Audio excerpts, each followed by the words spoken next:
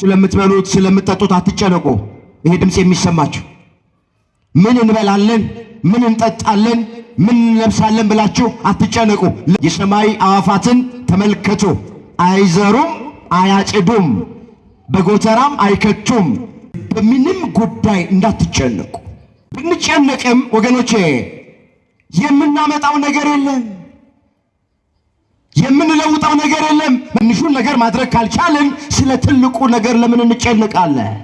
ማቱሳላ 969 ዓመት ሲኖር ያልተጨነቀውን እኔና እናንተ 70 እና 80 ለማትሞላ ዓለም ዕድሜ እንጨነቃለን። ስንቱ ነው በጭንቀት ቁጭ ብሎ የሚያድረው እንቅልፉን አጥቶ? ስንቱ ነው በጭንቀት ብቻውን እንዳበደ ሰው እያወራ መሄደው? ስንቱ ነው በጭንቀት ሕይወት ከሕይወት ይልቅ ሞት እየመረጠ ያል፣ ራሱን እያጠፋ ያል፣ በተለያየ ሱስ አሱስ ውስጥ ራሱን የጨመረው ስንቱ መሰላችሁ? ስለዚህ ክርስቲያኖች ይሄ ድምፅ የሚሰማችሁ ለኛ የሚያስፈልገንን አውቆ እግዚአብሔር አስቀድሞ አዘጋጅቶታል። በስመ አብ ወወልድ ወመንፈስ ቅዱስ አሐዱ አምላክ አሜን። የምንማማርበት የትምህርታችን ርዕስ የሚሆነው እግዚአብሔር ፍቅር ነው የሚል ይሆናል። ይህንን በርዕስነት ያነሳነውን ኃይለ ቃል በመጽሐፍ ቅዱሳችን ላይ ተመዝግቦ የምናገኘው በአንደኛ የዮሐንስ መልእክት ምዕራፍ 4 ቁጥር 7 ላይ ነው። እግዚአብሔር ፍቅር ነው። ርዕሳችን ይሄ ነው። በዚህ ርዕስ ውስጥ 3 ነገሮችን በዋናነት እናያለን። በመጀመሪያ እግዚአብሔር ፍቅር ነው ማለት ምን ማለት ነው የሚለውን እናያለን። በሁለተኛ ደረጃ እግዚአብሔር ፍቅር መሆኑን ያወቅነው በምንድን ነው የሚለውን እንመለከታለን። ሶስተኛና የመጨረሻ ከዚህ ትምህርት አሁን እኛ የምንማረው ምን እንደሆነ ተመልክተን ለዛሬ ትምህርታችንን እንቋጨዋለን። ቆሞ ለመናገር ቁጭ ብሎም ለማድመጥ ጥበብ ከእግዚአብሔር ሲሰጥ ብቻ ነውና ለእኔ ለባሪያው ተናጋሪ የሆነ አንደበትን ለእናንተም ለሰሚዎቹ አስተዋይ የሆነ ልቡናን ቸሩ አምላካችን እግዚአብሔር ለሁላችንም በቸርነቱ ያደለን። እስኪ እግዚአብሔር በሉላችሁ። ፍቅር ነው። እግዚአብሔር ምንድን ነው? ይህንን በርዕስነት ያነሳነውን ኃይለ ቃል በዚህ ስፍራ ላይ የተናገረው ቅዱስ ዮሐንስ ወልደ ነጎድጓድ ከፍ ብሎ እንዲህ ተብሎ ተጽፏል። ወዳጆች ሆይ ፍቅር ከእግዚአብሔር ስለሆነ የሚወድም ሁሉ ከእግዚአብሔር ስለተወለደ እግዚአብሔርንም ስለሚያውቅ እርስ በርሳችን እንዋደድ። ፍቅር የሌለው እግዚአብሔርን አያውቅም፣ እግዚአብሔር ፍቅር ነውና። በዚህ የእግዚአብሔር ፍቅር በእኛ ዘንድ ተገለጠ፣ በእርሱ በኩል በሕይወት እንኖር ዘንድ እግዚአብሔር አንድ ልጁን ወደ ዓለም ልኮታል። ፍቅርም እንደዚህ ነው፣ እግዚአብሔር እርሱ ራሱ እንደወደደን ስለ ኃጢአታችንም ማስተሰሪያ ይሆን ዘንድ ልጁን እንደላከ እንጂ እኛ እግዚአብሔርን እንደወደድነው አይደለም።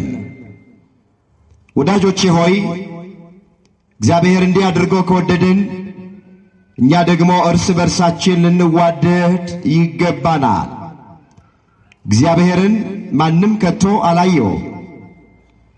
እርስ በርሳችን ብንዋደድ እግዚአብሔር በእኛ ይኖራል፣ ፍቅሩም በእኛ ፍጹም ይሆናል ይላል።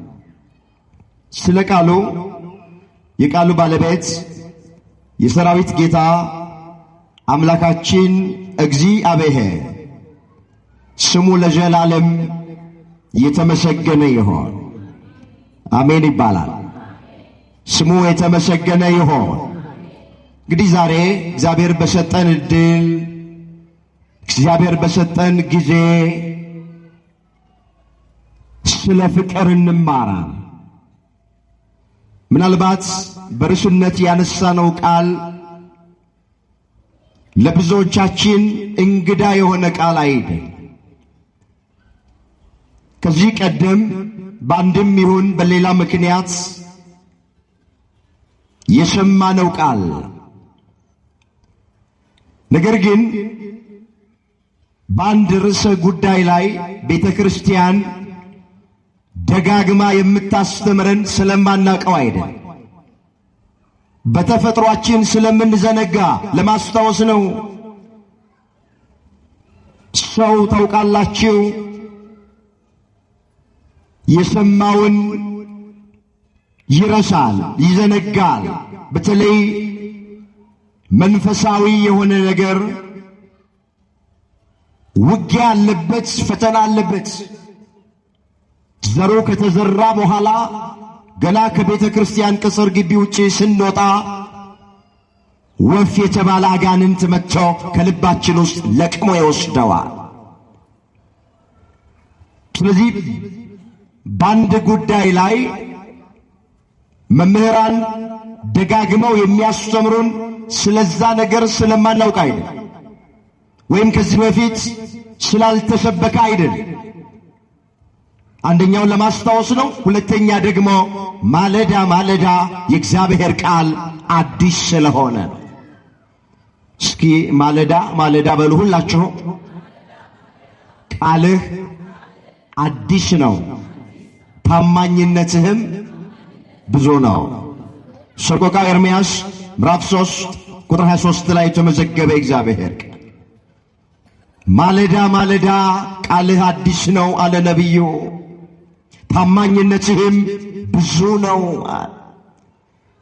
የእግዚአብሔር ቃል ሁልጊዜም አዲስ ነው። ትናንት የተጽናናንበት ዛሬም መጽናኛችን፣ ትናንት ያረፍንበት ዛሬም ማረፊያችን፣ ትናንት እንባችን የታበሰበት የእግዚአብሔር ቃል ዛሬም እንባችን የሚታበስበት፣ ትናንት ጥያቄዎቻችን የተመለሱበት የእግዚአብሔር ቃል ዛሬም ጥያቄያችን የሚመለሱበት ነው። ማለዳ ማለዳ ቃል አዲስ ነው ተብሎ ስለተጻፈ አዲስ የሆነውን ቃል አምላካችን እግዚአብሔር ለሁላችንም በቸርነቱ ያስተምረ። እግዚአብሔር ምንድን ነው? ከቃሉ ጋር ናችሁ? እግዚአብሔር ምንድን ነው? ፍቅር ነው። አንድ ሰው እግዚአብሔር ምንድን ነው ተብሎ ሲጠየቅ እግዚአብሔር ፍቅር ነው ብሎ መመለስ ይችላል። እግዚአብሔር ምንድን ነው? ፍቅር። እስኪ በመጀመሪያ እግዚአብሔር ፍቅር ነው ስንል ምን ማለታችን? ወገኖቼ እግዚአብሔር ፍቅር ነው ስንል አዛኝ ነው፣ መሐሪ ነው፣ ይቅር ባይ ነው፣ ታጋሽ ነው ማለታችን ነው። እግዚአብሔር እኛን ይወደናል፣ እኛ ልጆቹን ይወደናል፣ ፍጥረቱን ይወዳል። ስለዚህ እግዚአብሔር ፍቅር ነው ስንል ታጋሽ ነው፣ መሐሪ ነው፣ ይቅር ባይ ነው፣ አዛኝ ነው ማለታችን ነው። እነዚህን ሁሉ ጠቅልሎ የያዘ ቃል ወገኖቼ ቅድም ባነበብነው ምዕራፍና ቁጥር ላይ ወዳጆቼ ሆይ ፍቅር ከእግዚአብሔር ስለሆነ የሚወድም ሁሉ ከእግዚአብሔር ስለተወለደ እግዚአብሔርን ስለሚያውቅ እርስ በርሳችን እንዋደድ አለና፣ ፍቅር የሌለው እግዚአብሔርን አያውቅም፣ እግዚአብሔር ፍቅር ነውና አለ። ወገኖቼ ፍቅር ሌላኛው የእግዚአብሔር ስሙ ነው ማለት ነው። በደንብ አድርጋችሁ እንድሰሙ እንፈልጋለን። ፍቅር የሚለው 3 ፊደል ሌላኛው የእግዚአብሔር መጠሪያ ስሙ። ለምን መጽሐፍ ምን አለ? ፍቅር የሌለው እግዚአብሔርን አያውቅም። እግዚአብሔርን ምን አይልም? ምን አይልም? አያውቅም። ዝቅ ብሎ እግዚአብሔር ፍቅር ነውና አለ። እግዚአብሔር ምንድነው አለ? ፍቅር ነው አለ። ስለዚህ ባጭሩ የመጀመሪያው እግዚአብሔር ፍቅር ነው ስንል ከላይ እንዳየ ነው ማለታችን። እስኪ ወደ ሁለተኛው ሐሳብ እንሄድ። ወደ ኋላ የምንመለከተው ሰፊ ነገር ስላለ ትንሽ እፈጥናለሁ። ሁለተኛ እግዚአብሔር ፍቅር መሆኑን ያወቀ ነው በምንድን ነው የሚለውን እንመልከት። ወገኖቼ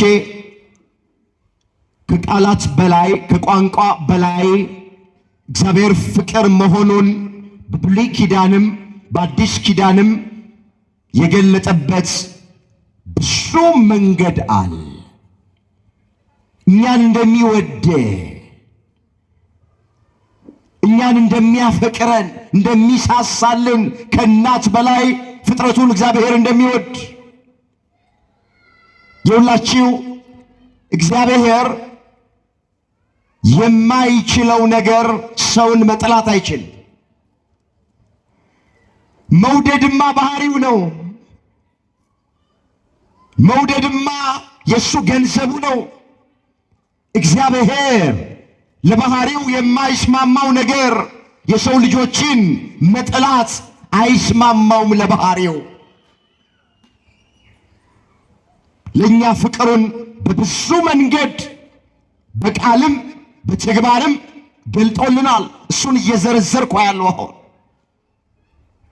በመጀመሪያ እግዚአብሔር እኛን እንዴት እንደወደደንና እንዳፈቀረን አወቀን ያሉ እንደሆነ ወገኖቼ ሳይፈጥረን በፊት ለኛ የሚያስፈልገንን ነገር በማዘጋጀቱ ምን ያህል እንደሚወደን እናውቃለን። አንድ የምንወደውን ወንድማችንን፣ እህታችንን፣ ባልንጀራችንን እኛ ወደ ቤት ከመጥራታችን በፊት እንዳቅማችን የሚበላ የሚጠጣውን ነገር እናዘጋጃለን።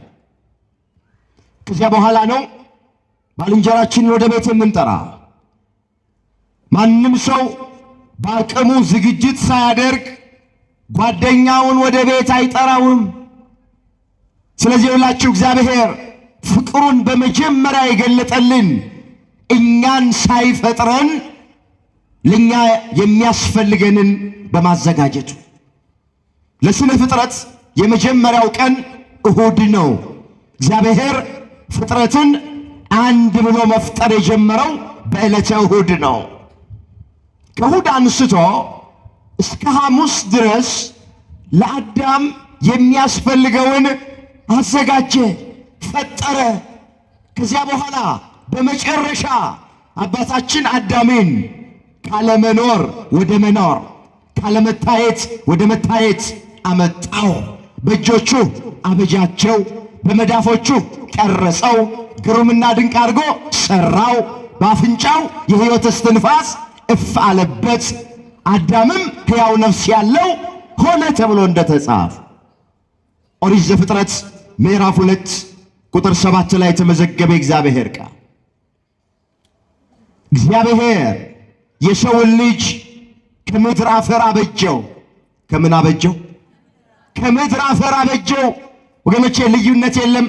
በአዳም በኩል ሁላችንን እግዚአብሔር የፈጠረን ከምድር አፈር። ሰው የተሰራው ከጭቃ ነው። እኔ ይገርመኛል አንዳንድ ጊዜ ስንኮራ፣ ስልጣን ኖሮን ገንዘብ ኖሮን እውቀት ኖሮን ሰው ቁጭ ብድግ ሲልልን፣ ሰው ሲያጨበጭብልን፣ ስንታበይ፣ ስንመጻደቅ፣ ስንኮራ በጣም ይገርመኛል። ምንም እኮ የሚያስታብይ ነገር የለ። እግዚአብሔር ሁላችንን የፈጠረን ከአፈር እኮ ነው፣ ከጭቃ እኮ ነው። በእጁ ነው እኮ አድቦል ብሎ የሰራን እግዚአብሔር። ደሃ ሀብታም፣ ካህን ምእመን፣ ወንድ ሴት፣ አገልጋይ ተገልጋይ፣ በአማረ ቤት የሚኖር በደሳሳ ጎጆ ውስጥ የሚኖር የለም። ሁላችንን እግዚአብሔር የሰራን ከጭቃ ከአፈር ነው። መጽሐፍ እንደዚህ ይላል። ጥቂት ነገር ልመልከት እግረ መንገድ። በዚህ በትንቢተ ኢሳይያስ ላይ የተመዘገበ ቃል አለ። ይህንን ግልጥ የሚያደርግ ነው። ትንቢተ ኢሳይያስ ምዕራፍ 64 ቁጥር 8 ጀምሮ እመለከታለሁ። አሁንም ግን አለ ነቢዩ፣ አቤቱ አንተ አባታችን ነህ። አንተ ምናችን ነህ? ሁላችሁም ንገሩ እንጂ አንተ ምናችን ነህ? አባታችን ማን ነው? ስንጸልይ ምን ብለን ነው የምንጸልየው? የት ምትኖር? ስለዚህ እግዚአብሔር ምናችን ነው? አቤቱ አንተ አባታችን ነህ። እኛ ጭቃ ነን አለ። እኛ ምንድን ነን አለ? ጭቃ ነን። አንተ ሰሪያችን ነህ። እኛ ሁላችን የእጅ ሥራ ነን። የእጅ ምንድን ነን? ሥራ ነን። ሁላችን ነው ያለው። ልዩነት የለም። ነጩም ጥቁሩም ነው። ሁላችንም የእጅ ሥራዎች ነን። እግዚአብሔር ነው በእጁ የሠራን። ዳዊት ምን አለ? እጆች ሰሩኝ፣ አበጃጁኝ፣ እንዳስተውል አድርገኝ፣ ሥርዓትህን እማራለሁ አለ። በእጆቹ ያበጃጀን አምላክ እንድናስተውል ሁላችንን ይርዳ። እዚህ መዝሙር 118 ቁጥር 71 ላይ የተመዘገበ እግዚአብሔር ቃል እጆችህ ሰሩኝ፣ አበጃጁኝ፣ እንዳስተውል አድርገኝ፣ ሥርዓትህን እማራለሁ። ስለዚህ የሁላችሁ እንመለስ። ፍቅሩን የገለጠልን በመጀመሪያ አዳምን ሳይፈጥረው ለአዳም የሚያስፈልገውን ፈጠረለት። ልክ እኛ የምንወደውን ባልንጀራችንን ወደ ቤታችን ከመጥራታችን በፊት የሚበላ የሚጠጣ የሚያስፈልገውን አዘጋጅተን ነው የምንጠራው። ስለዚህ እግዚአብሔር በጎ ባልንጀራ ነው። ፍቅሩን በመጀመሪያ የገለጠው ለዚህ ነው። አትጨነቁ። አዳም ሳይፈጠር ለአዳም የሚያስፈልገውን ማን አዘጋጅቶለታል? ለእኛም የሚያስፈልገንን ማን ያዘጋጅልናል? ስለምትበሉት ስለምትጠጡት አትጨነቁ። ይሄ ድምፅ የሚሰማችሁ ምን እንበላለን፣ ምን እንጠጣለን፣ ምን እንለብሳለን ብላችሁ አትጨነቁ። ለምን? የሰው ልጅ ሳይፈጠር ለሰው ልጅ የሚያስፈልገውን ነገር እግዚአብሔር አውቆ አስቀድሞ ፈጥሮለታል፣ አስቀድሞ አዘጋጅቶለታል። ለኔና ለእናንተም እንደዛው ነው።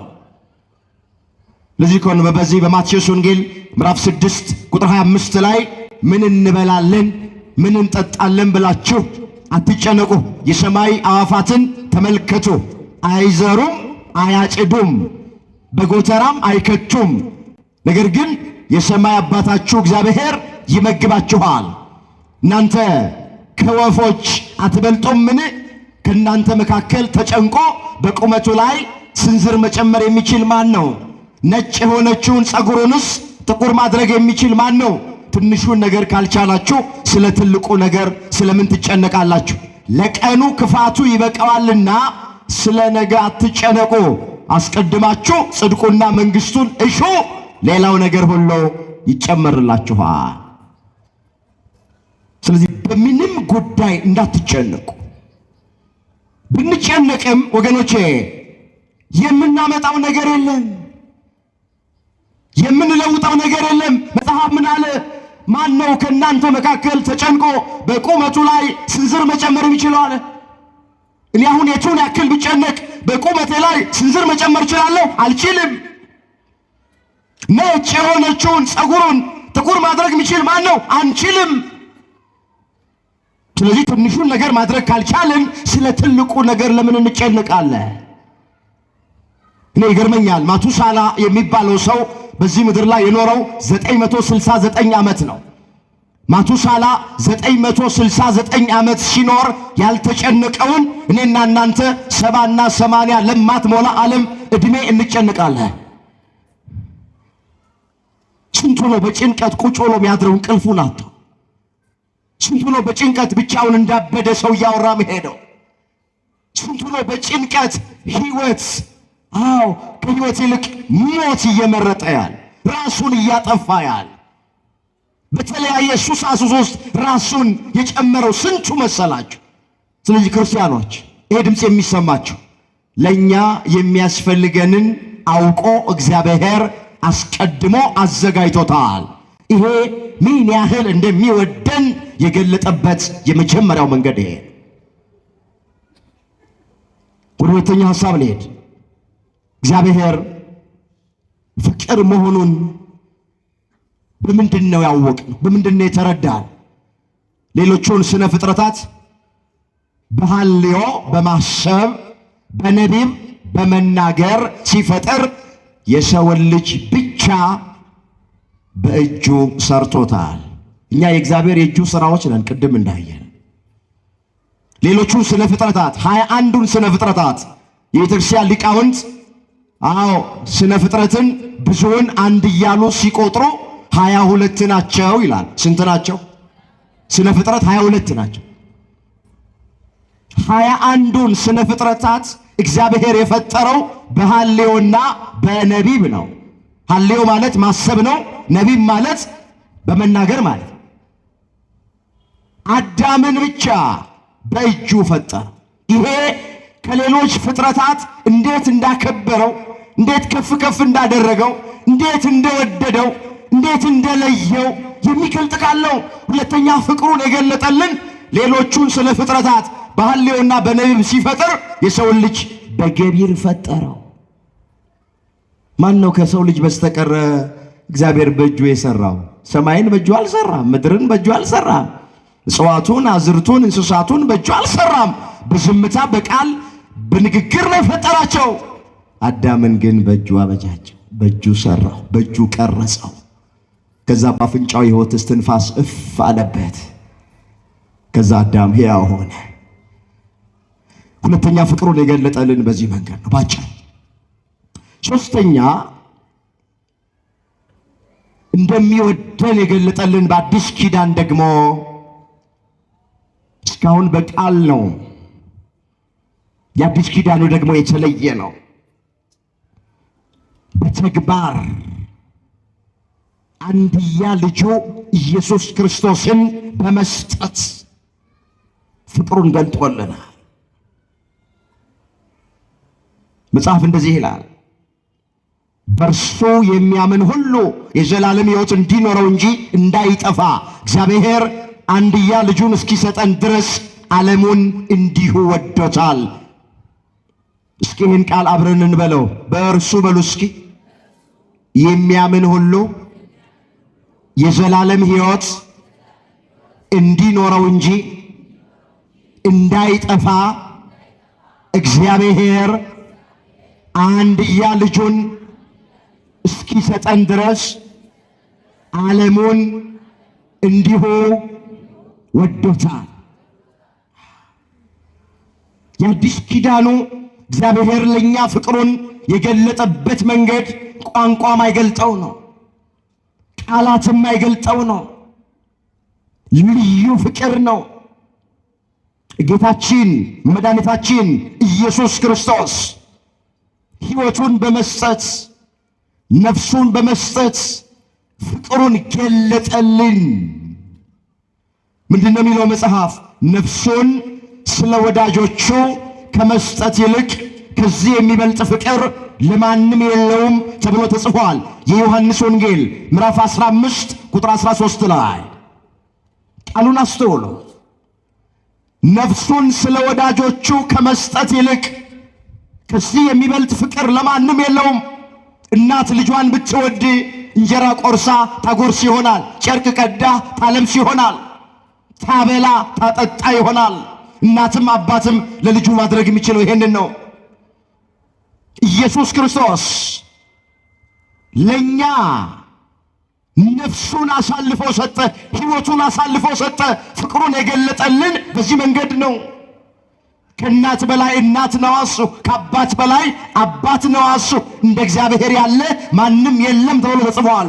ዘዳግም 33 ቁጥር 26 ላይ እስኪ ቃሉን አብረን እንበለው። እንደ እግዚአብሔር ያለ በሉ እስኪ። ማንም የለም። እንደ እግዚአብሔር ያለ ፍቅር ማንም የለም።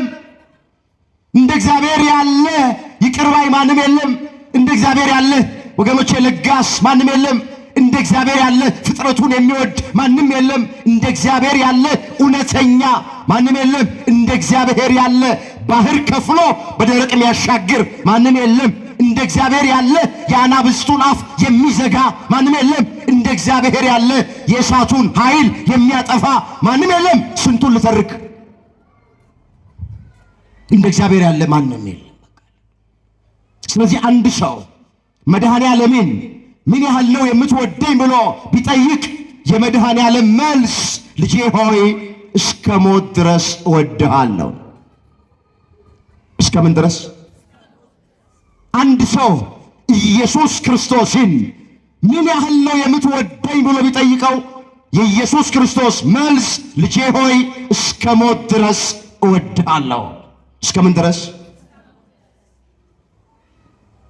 ወገኖቼ የአዲስ ኪዳኑ እግዚአብሔር እኛን ምን ያህል እንደሚወደን የገለጠበት መንገድ እኔ ተናግሬ ጥቅስ ጠቅሼ ታሪክ ተርኬ ላስረዳችሁ አልችልም።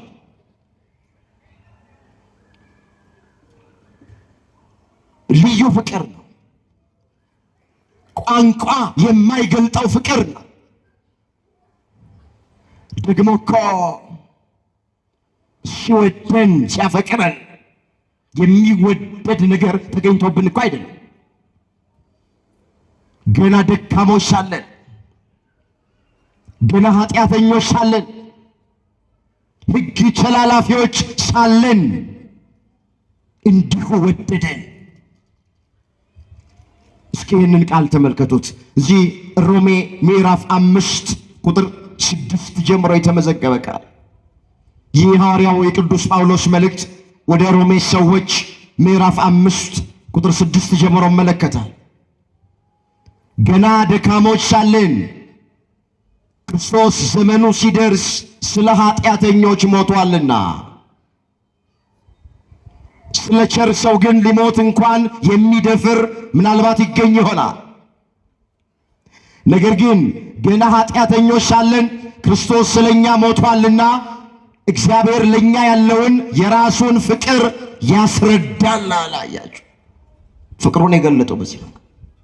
ገና ደካሞች ሳለን፣ ገና ኃጢአተኞች ሳለን፣ ገና ሕግ ተላላፊዎች ሳለን ስለሞተልን፣ ሥጋውን ስለቆረሰልን፣ ደሙን ስላፈሰሰልን፣ ጎኑን በጦር ስለተወጋልን፣ ሳዶርና አላዶር፣ ዳናትና አዴራ፣ ሮዳስ በተባሉ 5 ችንካሮች ስለተቸነከረልን፣ የሕይወት አክሊል የሚያቀዳጀው ጌታ የሸዋ አክሊል ስለተቀዳጀልን፣ ሥጋው አልቆ አጥንቱ ነጭ በረዶ መስሎ እስኪታይ 6666 ጊዜ በጅራፍ ስለተገረፈልን፣ ደካሞች ሳለን፣ ኃጢአተኞች ሳለን፣ ሕግ ተላላፊዎች ሳለን ሞተልን።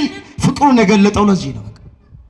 ስለ ቸር ሰው የሚሞት ተፈልጎ ይገኝ ይሆናል አለ ጳውሎስ። ስለ ጻድቅ የሚሞት ተፈልጎ ይገኛል። አዎ አንዳንድ ጊዜ ደግ ሰዎች ሲሞቱ፣ መልካም ሰዎች ሲሞቱ፣ ቅን ሰዎች ሲሞቱ ምን አለበት ከኔ ዕድሜ ተቀንሶ ለሱ በተሰጠው፣ ምን አለበት ከኔ ዕድሜ ተቀንሶ ለሷ በተሰጣት፣ እሱ ከሚሞት እሷ ከምትሞት እኔ ምን አለ በሞት የሚሉ ሰዎች አሉ። ለቸር ሰው የሚሞት ተፈልጎ ይገኛል። ለጻድቅ ሰው የሚሞት ተፈልጎ ይገኛል። ለኃጢአተኛ ግን ማን ይሞትለታል አለ መጽሐፍ። ማንም አይሞታለት። ስለዚህ ክርስቶስ ለኛ ያለው ፍቅር ልዩ ያደረገው ገና ኃጢአተኞች ሳለን ስለ ሞተልን ነው። ምን ሳለን? መስክሩ እንጂ ምን ሳለን? ገና ኃጢአተኞች፣ ገና ደካሞች አለ ሐዋርያው። ስለ ሞተልን እግዚአብሔር ለኛ ያለውን የራሱን ፍቅር ያስረዳል።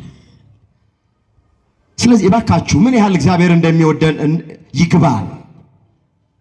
ምን ያህል እግዚአብሔር እንደሚወደን እንረዳ እባካችሁ። በዚህ ዓለም ላይ ያለው ትልቁ ፍቅር የእናት ፍቅር ነው አይደለም? የእግዚአብሔር ፍቅር ከእናት ፍቅር ይበልጣል። እናት ልጇን ከምትወድበት መውደድ በላይ እግዚአብሔር እኛን ይወደናል። አመስግኑት። ክብር ምስጋና ለስሙ ይሁን።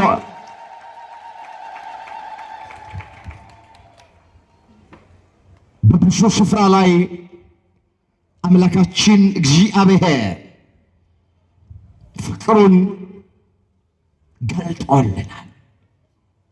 ማንም ወገኖቼ ሊያደርግልን የማይችለውን ሊሰጠን የማይችለውን እሱ ሰጥቶናል።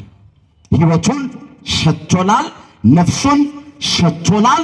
ፍቅሩን ወገኖቼ በዚህ መንገድ ገልጦልናል። ወደ ሶስተኛው እና ወደ መጨረሻው ሐሳብ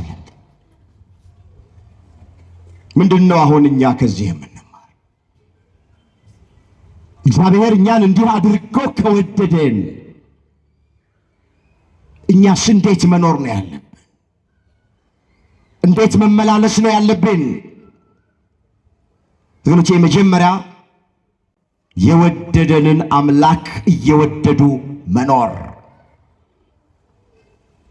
ፍቅር በሁለት ይከፈላል። ፍቅረ እግዚአብሔርና ፍቅረ ቢጽ። ፍቅር እግዚአብሔር አምላካችን እግዚአብሔርን በፍጹም ልባችን፣ በፍጹም ነፍሳችን፣ በፍጹም ኃይላችን መውደድ። ከዚያ ደግሞ ባልንጀራችንን እንደ ራስ አድርጎ መውደድ።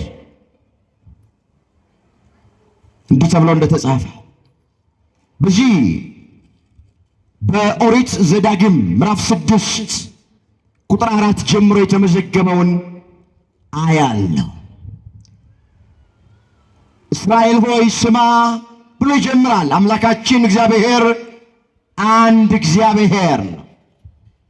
እግዚአብሔር ስንት ነው አለ? እግዚአብሔር አንድ ነው አለ። ለጊዜው ቃሉ የተነገረው ለእስራኤላውያን ነው። ስለዚህ እስራኤል ሆይ ስማ፣ አምላካችን እግዚአብሔር አንድ እግዚአብሔር አንድ ነው። አሁን አንዳንድ ሰዎች ኦርቶዶክሳውያን አማልክቶቻቸው ብዙዎች ናቸው፣ ድንግል ማርያምን ያመልካሉ፣ ጻድቃን ሰማዕታትን ያመልካሉ፣ መላእክቱን ያመልካሉ ብሎ የሚናገሩ ሰዎች አሉ። ለአንዳንዶች እንደሚመስል እኛ ድንግል ማርያምን የምናመልክ አይደለን፣ መላእክቱን የምናመልክ አይደለን፣ ጻድቃን ሰማዕታትን የምናመልክ አይደለንም። እግዚአብሔር ስላከበራቸው አሁን እናከብራቸዋል። የኛ አምላካችን አንድ ነው፣ ስሙም እግዚአብሔር ነው። ሶስት ብንል በስም ነው ሶስት የምንለው፣ ሶስት ብንል በአካል ነው ሶስት የምንለው፣ ሶስት ብንል በገቢር አዎ ነው ሶስት የምንል። ነገር ግን በመለኮት በአገዛዝ በስልጣን በባህሪ ዓለምን በመፍጠር ዓለምን በማሳለፍ ይሄን በመሳሰለው እግዚአብሔር አንድ ነው። ሥላሴ አንድ ናቸው። ሶስት አምላክ የለም፣ ሶስት እግዚአብሔር የለም። ሶስትነት የስም ነው፣ አብ ወልድ መንፈስ ቅዱስ። ሶስትነት የአካል ነው። ለአብ ፍጹም ገጽ፣ ፍጹም መልክ፣ ፍጹም አካል አለው። ለወልድም ለመንፈስ ቅዱስም እንደዛው። ሶስትነት በግብር ነው። አብ ወላዲ ነው፣ አስራጺ ነው። ወልድ ተወላዲ ነው። መንፈስ ቅዱስ ሰራጺ ነው። አብ አባት ነው፣ ወልድ ልጅ ነው፣ መንፈስ ቅዱስ ሕይወት እስትንፋስ ነው። ስለዚህ እስራኤል ሆይ ስማ ብሎ ጀመረ። አምላካችን እግዚአብሔር አንድ እግዚአብሔር ነው። ንገሩኝ፣ እግዚአብሔር ስንት ነው? ስንት ነው? አንድ ነው። ይሄን አለና ዝቅ ብሎ አንተም አለ መፈልገው ይሄንን አንተም አምላክ እግዚአብሔርን በፍጹም ልብህ፣ በፍጹምም ነፍስህ፣ በፍጹምም ኃይል ውደድ። እኔም ዛሬ አንተን የማዘውን ይሄንን ቃል በልብህ ያዝ፣ ለልጆችህ አስተምረው። በቤትህ ስትቀመጥ፣ በመንገድ ስትሄድ፣ ስትተኛ፣ ስትነሳ ተጫወተው። ምን በለው? ተጫወተው። አሁን እኛ የምንጫወተው ሌላ ነገር። ሁለትና ሶስት ሆነን ካፌ ውስጥ ቁጭ ስንል፣ የሆነ ቤታችን ውስጥ ቁጭ ስንል፣ ቤተ ክርስቲያንም ቁጭ ስንል የኛ ጫወታችን ሌላ ነው። መጽሐፍ ግን ምን አለ? እኔ ዛሬ አንተን የማዘውን ይህንን የእግዚአብሔር ቃል ስትቀመጥ፣ ስትነሳ፣ ስትወጣ፣ ስትገባ ተጫወተው። ምን በለው? ፖለቲካ ከመጫወት የእግዚአብሔርን ቃል እንድንጫወት መድኃኔዓለም ሁላችንንም ይርዳ። ዛሬ በዚህ በቅድስና ስፍራ እንኳን ቅዳሴ ለማስቀደስ አንዳንዶች መጥተው የሚጫወቱት ነገር ሌላ ነገር፣ የሚያወሩት ነገር ሌላ ነገር። ትጀምራለች፣ አንቺ ሰምተሻል? በርበሬ እኮ እንደዚህ ገባ ትላለች።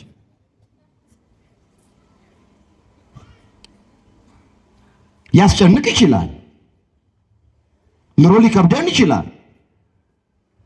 ግን ቢያንስ በዚህ የቅድስና ስፍራ ላይ እግዚአብሔር በረድኤት በሚገለጥበት፣ መላእክት በሚወጡበት በሚወርዱበት፣ ቅዱሳን በስውር በሚተጉበት በዚህ ስፍራ ግን ስለ ምድራዊ ነገር፣ ስለ ዓለማዊ ነገር፣ ስለሚያልፍና ስለሚጠፋ ነገር፣ ስለ ሽሮና ስለ በርበሬ በዚህ ስፍራ ግን አይወራም። እንድንጫወት፣ እንድንነጋገር፣ እንድንወያይ የታዘዝነው ቃሉን ነው። ስትወጣ፣ ስትገባ፣ ስትቀመጥ፣ ስትነሳ ቃሉን ተጫወተው ተብሏል። ቃሉን ብቻ እንድንጫወት በዚህ ስፍራ ላይ እግዚአብሔር ይርዳል። እንመለስ። አምላክህ እግዚአብሔርን በፍጹም ልብህ፣ በፍጹም ነፍስህ፣ በፍጹም ኃይልህ ውደድ። በቃ ምን በል? ውደድ። ስለዚህ ሁላችሁ የመጀመሪያ እግዚአብሔርን መውደድ ትወዱታላችሁ? እስኪ እግዚአብሔርን ወዳለሁ የሚል እግዚአብሔር ያክብራችሁ። አውርድ። ትወዱታላችሁ? ማን ነው አስቀድሞ የወደደው? እኛ ነን ወይስ እሱ? እሱ ነው። እሱ ነው የወደደን። ቅድም ገለጥን እኮ እንዴት አድርጎ እንደወደደን እኮ ዘረዘርንና። ስለዚህ የወደደንን አምላክ መውደድ፣ የወደደንን እግዚአብሔር መውደድ እንዲህ ተብሎ እንደተጻፈ እዚህ አንደኛ ዮሐንስ መልእክት ምዕራፍ 4 ላይ የተመዘገበ ቃል አነበዋለሁ። ቁጥር 19 ላይ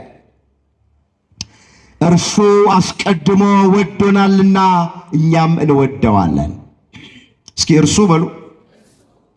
አስቀድሞ ወዶናልና እኛም እንወደዋለን። ምን እንለዋለን? እሱ አስቀድሞ ምን ስላለን? ስለወደደን። ስለዚህ የመጀመሪያው የወደደንን እግዚአብሔር የወደዱ መኖር። ባል ከሚስቱ በላይ እግዚአብሔርን እየወደደ መኖር አለበት። ሚስት ከቃል ኪዳን ባሏ በላይ እግዚአብሔርን እየወደደች መኖር አለባት። ልጆች ከወላጆቻቸው በላይ እግዚአብሔርን መውደድ አለባቸው። ወላጆች ከልጆቻቸው በላይ ማንን መውደድ አለባቸው? እግዚአብሔርን መውደድ። ይሄ ነው ወገኖቼ። የእግዚአብሔርን ፍቅር ምንም ነገር ሊወስድብን አይገባም። አንዳንዶቻችን የእግዚአብሔርን ፍቅር ስልጣናችን ወስዶብናል፣ ገንዘባችን ወስዶብናል፣ ዕውቀታችን ወስዶብናል። ከእግዚአብሔር በላይ ገንዘብ ይወዱአሉ፣ ከእግዚአብሔር በላይ ስልጣናቸውን ይወዱአሉ፣ ከእግዚአብሔር በላይ ዕውቀታቸውን ይወዱአሉ፣ ከእግዚአብሔር በላይ ሌላ ነገር የሚወዱ ሰዎች አሉ። የእግዚአብሔርን ፍቅር ምንም ነገር ሊወስድብን አይገባም። አምላካችን እግዚአብሔር ልባችንን በፍቅሩ ያሸንፍልን። አሜን በሉ። ስትጸልዩ እንዲህ እያላችሁ ጸልዩ። አምላኬ ሆይ እባክህ ፍቅርህ ልቤን ያሸንፈው ብላችሁ ጸልዩ። በሌላ ነገር ልቤ እንዳይሸነፍ፣ ያንተን ፍቅር ሌላ ነገር እንዳይወስድብኝ ጠብቀኝን በለው። የብዙ ሰው ችግር እኮ ይሄ ነው ዛሬ። ከእግዚአብሔር በላይ ብዙዎች የሚወዱት ነገር አለ፣ የተሸነፉበት ነገር አለ፣ የተገዙበት ነገር አለ። ስለዚህ በመጀመሪያ ፍቅር እግዚአብሔርን መውደድ።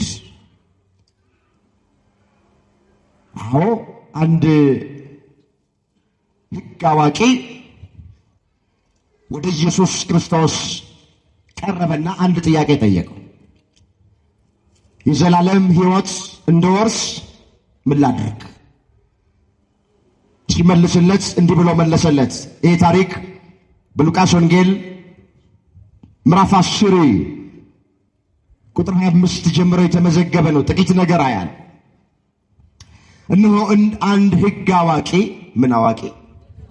ሕግ አዋቂ፣ ሕገ ኦሪትን ጠንቅቆ የሚያውቅ ነው ይሄ ሰው። የሙሴ መጻሕፍትን ያውቃል፣ ሕግን በደንብ ያውቃል። ነገር ግን ሕግን እያወቀ የዘላለምን ሕይወት ለመውረስ የሚያስፈልገውን ነገር ግን አያውቅ። ወደ ኢየሱስ ክርስቶስ ቀርቦ እንዲህ አለው፣ መምህር ሆይ አለ፣ የዘላለም ሕይወት እንድወርስ ምን ላድርጋል? ምን ልስራ?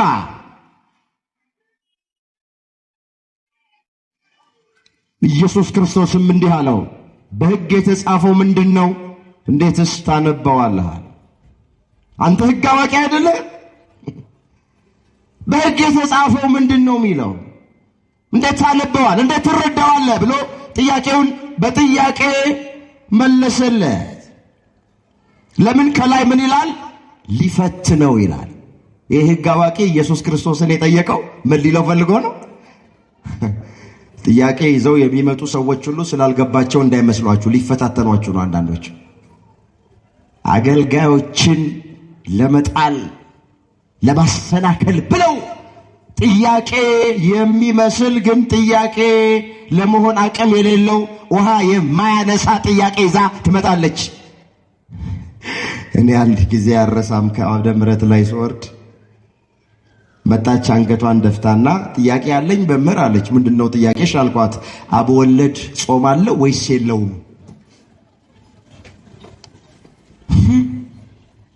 ድንቄም ጥያቄ።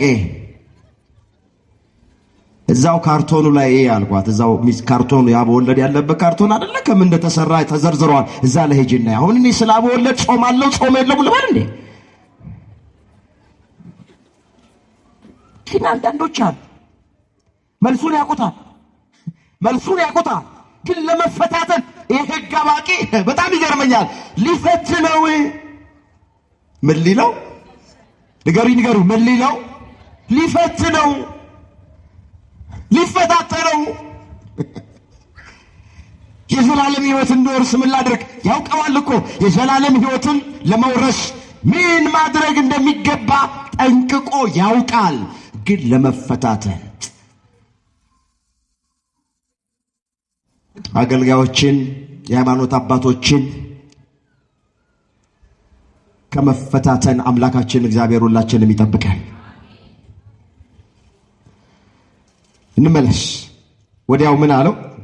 በሕግ የተጻፈው እንዴት ታነበዋለህ? እንዴት ትረዳዋለህ? አለው።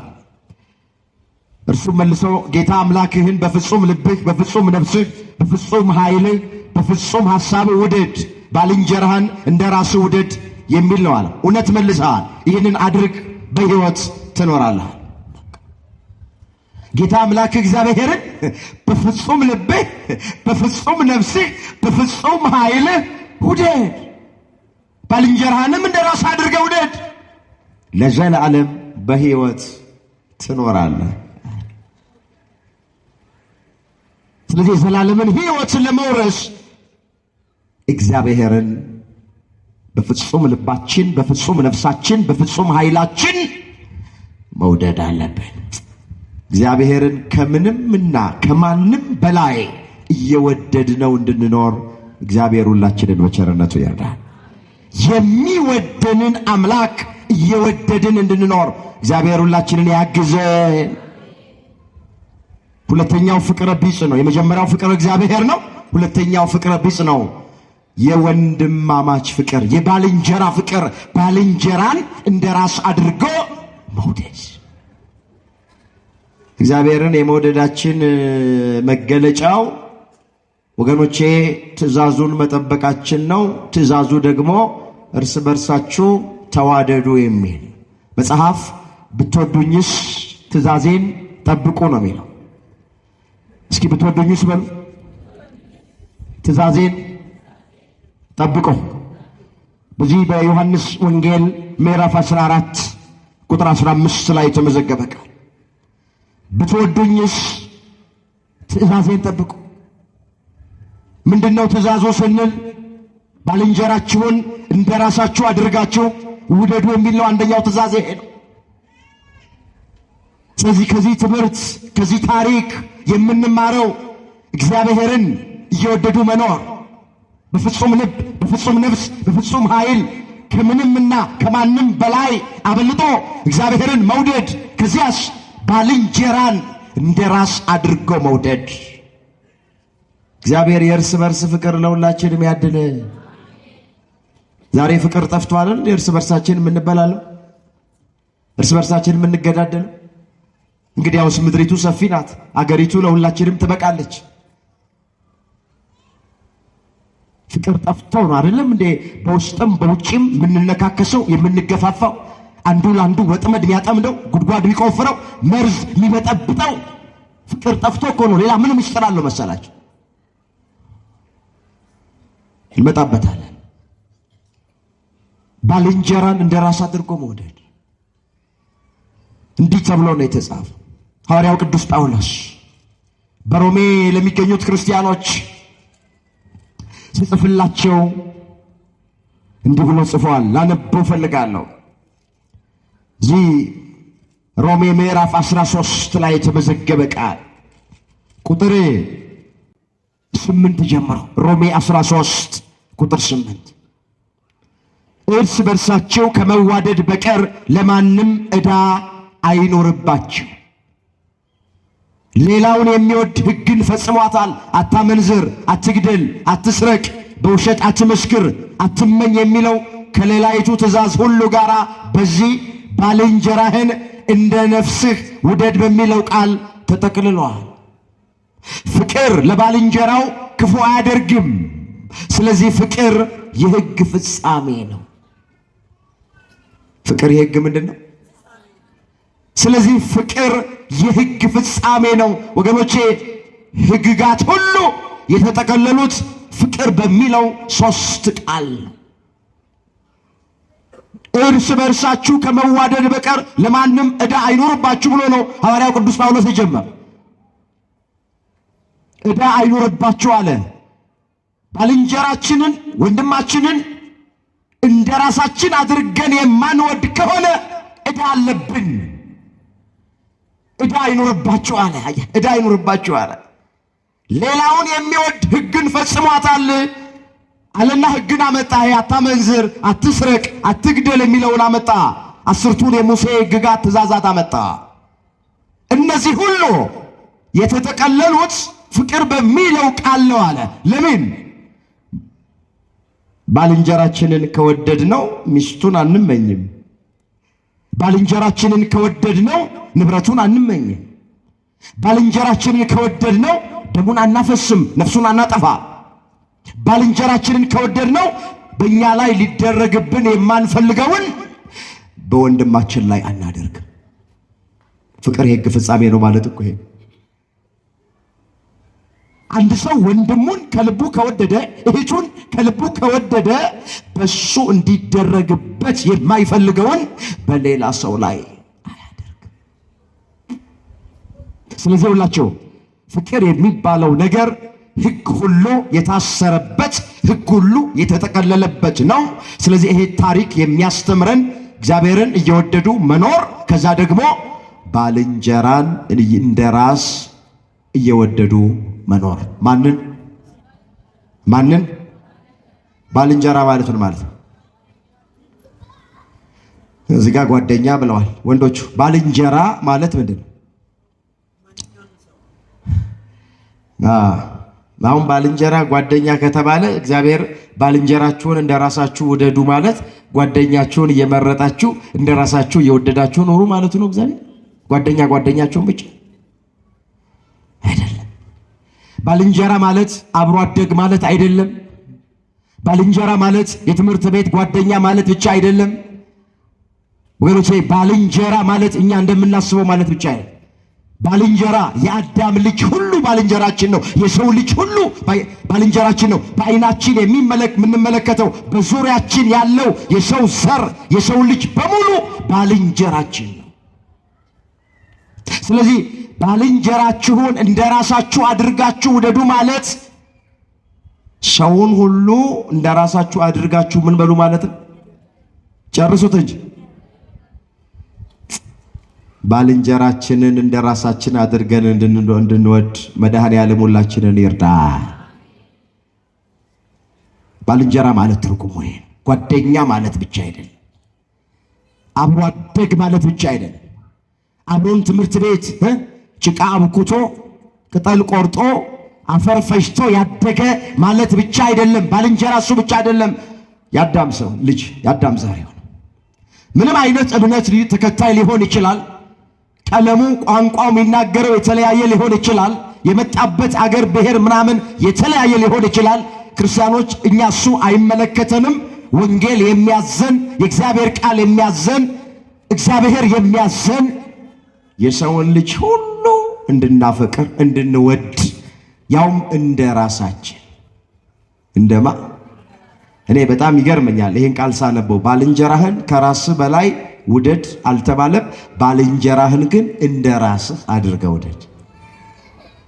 እንደማን አድርገህ? ሰው በተፈጥሮ ራሱ ወዳድ ነው ታውቃላችሁ። ማንም ሰው ራሱን አይጠላም ማለት እንዴ? ራሱን የሚጠላ ማንም የለም።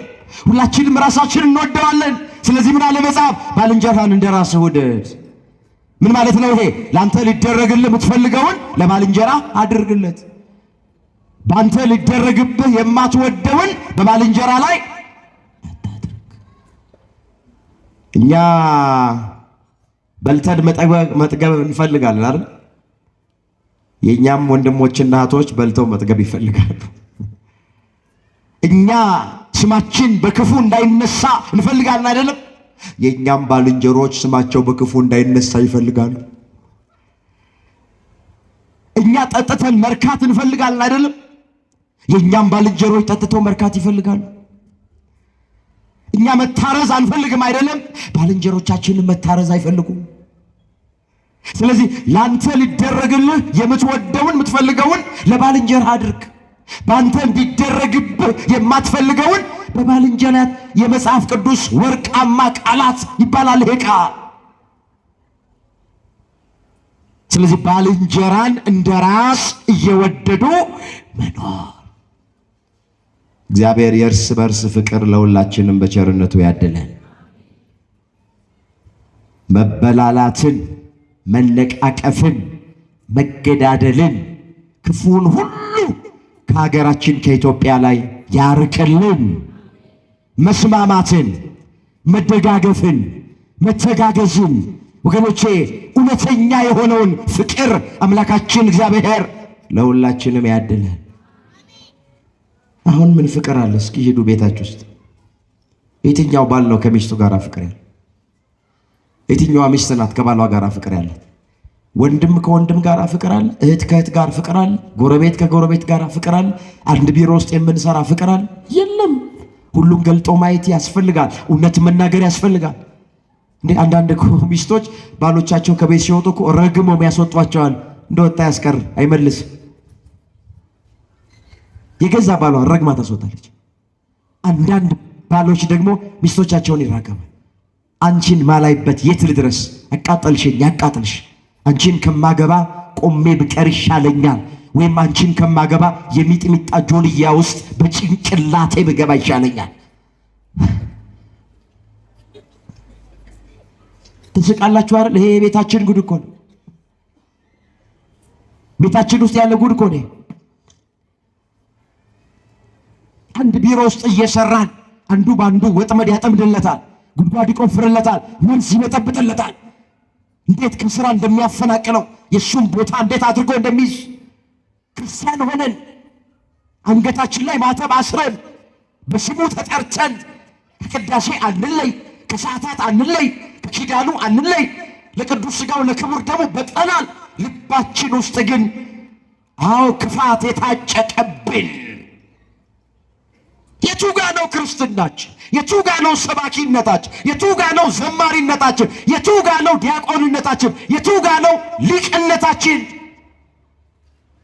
ዛሬ ቤተ ክርስቲያን ውስጥ የሚያስተምር እንደኔ አልጠፋም፣ የሚዘምር አልጠፋም፣ የሚቀድስ አልጠፋም፣ ቅኔ የሚቀኝ አልጠፋም።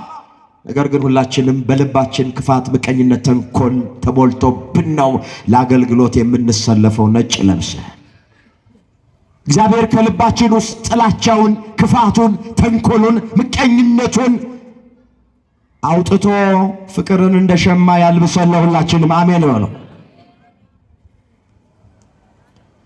መጽሐፍ የፍጻሜ ማሰሪያ የሆነ ፍቅርን ልበሱት ተብሎ ተጽፏል። ቆላስይስ ምዕራፍ 3 ቁጥር 14 ላይ የተመዘገበ ቃል። እስኪ ይህን ቃል አብረን እንበለው።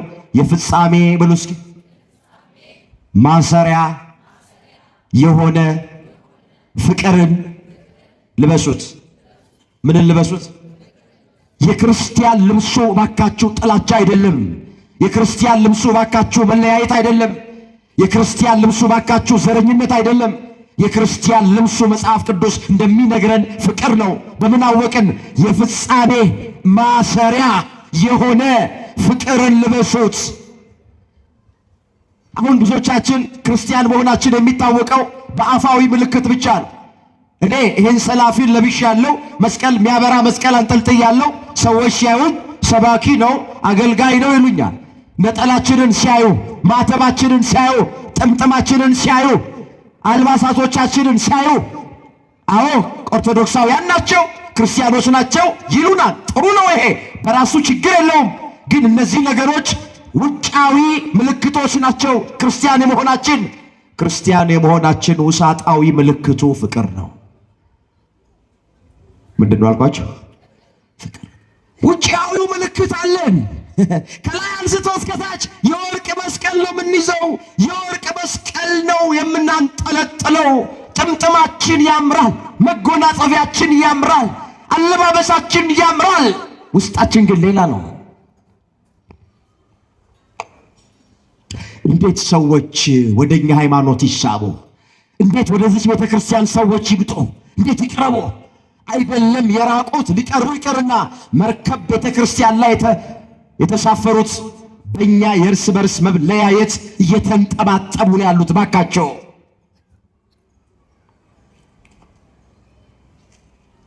መጽሐፍ እንደዚህ ይላል፣ እርስ በርሳችሁ ፍቅር ቢኖራችሁ ደቀ መዛሙርቴ መሆናችሁን ሰዎች በዚህ ያውቃሉ ተብሎ ነው የተጻፈው። ይህንን ቃል እስኪ ሁላችንም እናስተውለው። እርስ በርሳችሁ ፍቅር ቢኖራችሁ አለ መጽሐፍ፣ ደቀ መዛሙርቴ መሆናችሁን ሰዎች በዚህ ያውቃሉ። የክርስቶስ መሆናችንን እዚህ የዮሐንስ ወንጌል ምዕራፍ 13 ቁጥር 39-34 ላይ የተመዘገበ ቃል። የዮሐንስ ወንጌል ምዕራፍ 13 ቁጥር 34 እርስ በርሳችሁ ትዋደዱ ዘንድ እኔ እንደወደድካችሁ እናንተ ደግሞ እርስ በርሳችሁ ትዋደዱ ዘንድ አዲስ ትእዛዝ እሰጣችኋል አለና፣ እርስ በርሳችሁ ፍቅር ቢኖራችሁ ደቀ መዛሙርቴ እንደሆናችሁ ሰዎች ሁሉ በዚህ ያውቃሉ። የክርስቶስ ደቀ መዛሙርት መሆናችን፣ የክርስቶስ ተከታይ መሆናችን፣ ክርስቲያን መሆናችን መገለጫው አለ መጽሐፍ ፍቅር ነው አለ። መታወቂያውን እኮ ጥለነዋል። ኦርቶዶክሳውያን መታወቂያውን ጥለነዋል። ተውት፣ እኛ ከሌሎቹ ጋር እንኳን በሃይማኖት ከማይመስሉን እኛ ቤተ ክርስቲያን መጥተው ከማያመልኩት ጋራ ፍቅር ሊኖረን ይቅርና አንድ ቤት ውስጥ ያለን፣ አንድ መንጋ ውስጥ ያለን፣ አንድ ሃይማኖት ውስጥ ያለን፣ አንድ ቅዳሴ አብረን የምናስቀድስ፣ አንድ ጉባኤ አብረን የምንካፈል፣ በአንድ መስቀል የዳንን፣ አንድ ጥምቀት የተጠመቅን፣ ከአንዱ ህብስት ከቅዱስ ሥጋው የበላን፣ ከአንዱ ጽዋ በክቡር ደሙ የጠጣን፣ አንድ ርስት መንግሥተ ሰማያት ተስፋ የምናደርግ ፍቅር የለንም። እየተበላላን እየተነካከሳን ያለ አምላካችን እግዚአብሔር ከመለያየት ወደ መስማማት ሁላችንን ያምጣ። እውነተኛ የሆነውን ፍቅር እንደ ሸማ ሁላችንን በቸርነቱ ያልብሰን። እግዚአብሔር ፍቅር ነው። እግዚአብሔር ምንድን ነው? እግዚአብሔር ምንድን ነው? ፍቅር። ስለዚህ እግዚአብሔር ፍቅር ነው ስንል አዛኝ ነው፣ ታጋሽ ነው፣ መሐሪ ነው፣ ይቅር ባይ ነው ማለታችን ነው። ፍቅር መሆኑን ደግሞ ያወቅነው በብሉይ ኪዳንም በአዲስ ኪዳንም በቃል ብቻ ሳይሆን በተግባር ሕይወቱን ነፍሱን አሳልፎ በመስጠት ፍቅሩን ገልጦልናል። እሱ እንደዚህ አድርጎ ከወደደን ደግሞ እኛ ባልንጀራችንን እንደራሳችን፣ ወንድማችንን እህታችንን እንደራሳችን እየወደድን እንድንኖር ታዘናል። እግዚአብሔር ፍቅር ነው ማለት ይሄ ነውና በፍቅር እንድንመላለስ፣ በፍቅር እንድንጾም፣ በፍቅር እንድንጸልይ፣ በፍቅር እንድናገለግል፣ በፍቅር እግዚአብሔር እንድንከተለው፣ የፍቅር ሰዎች በእውነት እንድንሆን መድኃኔዓለም ሁላችንን በቸርነቱ ይርዳል። ያስተማረን የመከረን የገሰጸን የአባቶቻችን አምላክ እግዚአብሔር ስሙ የተመሰገነ ይሆን። ድንግል ማርያም ጣዕሟን በአንደበታችን ፍቅሯን በልባችን ትሳልብን። አምላካችን እግዚአብሔር የሁላችንን መጨረሻ ያሳምን።